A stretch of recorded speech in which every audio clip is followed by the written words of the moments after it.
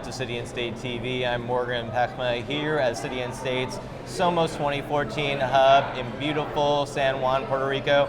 I'm joined now by State Senator Phil Boyle. Senator, thank you so much for sitting down with us. Thank you, Morgan. Good to be here. So you are a Republican here at SOMOS. I don't see steam coming off you. You're not melting. Explain what gives. How can you be a Republican and be here? These are bipartisan issues that are being discussed here at SOMOS, and it's very important that both Republicans and Democrats listen to the issues, listen to the experts, and I've already attended several seminars and gotten a lot of good information from my home community. And even though I'm Long Island, everyone thinks of Long Island as being homogenous, I represent Brentwood, which is a large Hispanic population. Yeah, and certainly, you know, I was joking with you because the Latino population is by no means an ideological monolith. There are many Republican Latinos, many conservative Latinos. I mean, when you talk with Latinos in your district, I mean, what do you see as their principal concerns? They have several, and a lot of them are the same as everyone else. Taxes. Latinos are like everyone else? Exactly. I mean, the taxes, the cost of living on Long Island, regardless of race, ethnicity, it's a concern of everyone, and that's what the bottom line basis issues are for Long Islanders. So, obviously, you must have been pretty happy with the outcome of the election on Tuesday. You're now in the clear majority. What do you think? What would you attribute the Republican success on the state level to in this past election? I think it was a Republican wave. There's no question about it. You know, but a lot of the same issues that we've discussed about lowering taxes, lowering spending out of Albany have been key. I think for maybe my constituents, perhaps upstate, they saw a little bit of the New York City crowd. I'm not saying Republican or Democrat, but some of the New York City crowds looking out for their interest and trying to maybe make some inroads to get some victories in the state Senate, for example, which would have meant more resources coming to New York City. For example, Mayor de Blasio is not the most popular guy in my neck of the woods. And they figured that if the Democrats had won the Senate, that a lot of the resources were coming from our school districts, our taxpayers, into New York City. And Republicans were particularly successful on Long Island. Yeah. What is it, the message that you feel like that was articulated to voters that resonated so much? I think it was really almost a geographic situation. And as I say, when I was campaigning, and my colleagues on Long Island were campaigning, it wasn't vote for me, I'm a Republican versus a Democrat. It was vote for me, I'm a Long Islander, you're a Long Islander, regardless of party, versus New York City in this regard. And we have to watch out for New York City. We have to make sure that programs are funded and schools are funded adequately in New York City, but we need our fair share too. Now that you do have a mathematical majority, how do you think coalition governing has gone so far? And is that something that you think should be continued into the future?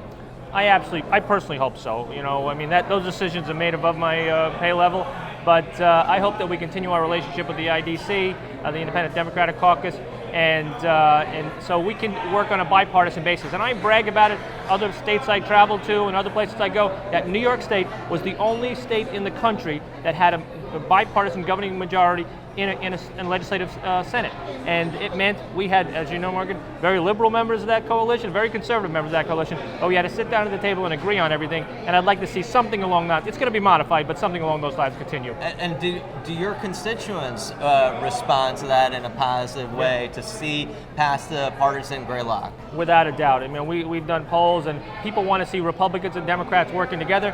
It's obviously has not been happening in Washington, but it is happening in Albany, and we want to continue.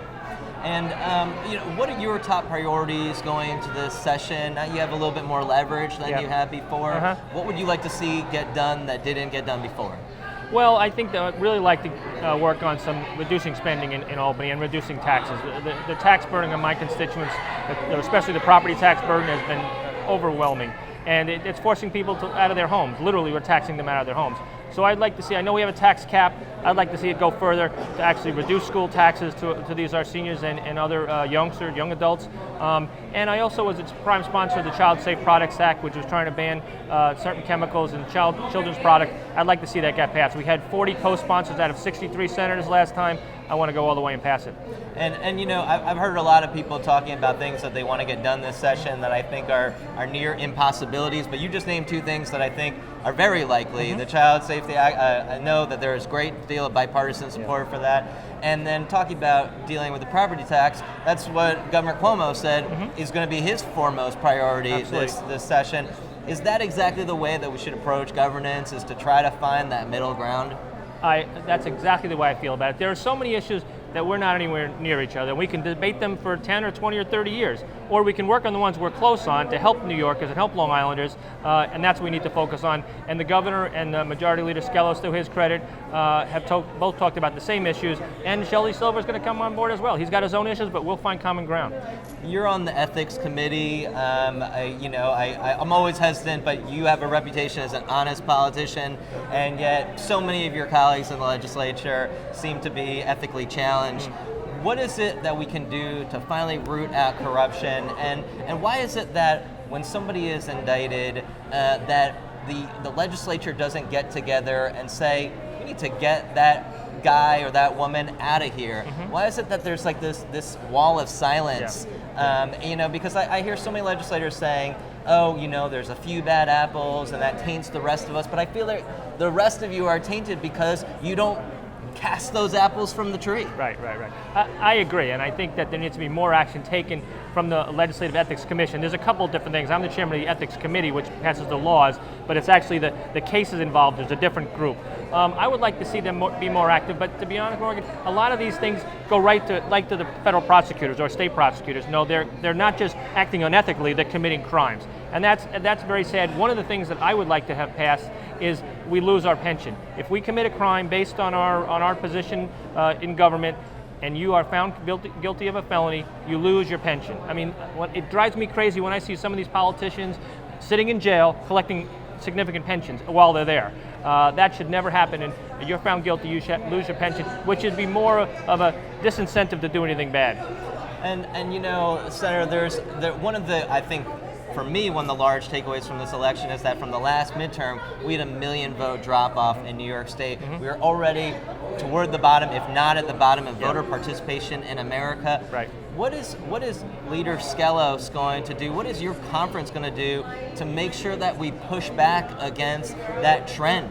What can we do to get more people participating? And I mean, it's all well and good to tell people that it's important to vote, but aren't we already telling people to vote? Do we have to create mechanisms to actually get them out to the polls? Yeah, and I think that as the years come by, more and more technology, we're in the information age, obviously, and more kids, or when I say kids, young adults, are getting information from their smartphones or wherever the case may be, and they're getting more interested in the issues. They're not there yet, they're not completely there yet, but I mean, you have other countries, Brazil and Australia, where you have to vote, or you can be fined $100 or more, I don't want to go to that. We have a free country. You should be able to decide whether you want to vote or not vote, but we need to teach these kids, and I think with the information age and their smartphones and their information technology, the importance of these issues for them. We saw a big jump when Obama ran the first time, obviously, in young voters and other people, and I think there's always going to be more participation in the presidential election, which will be 2 years from now, but we need to work on the off years as well.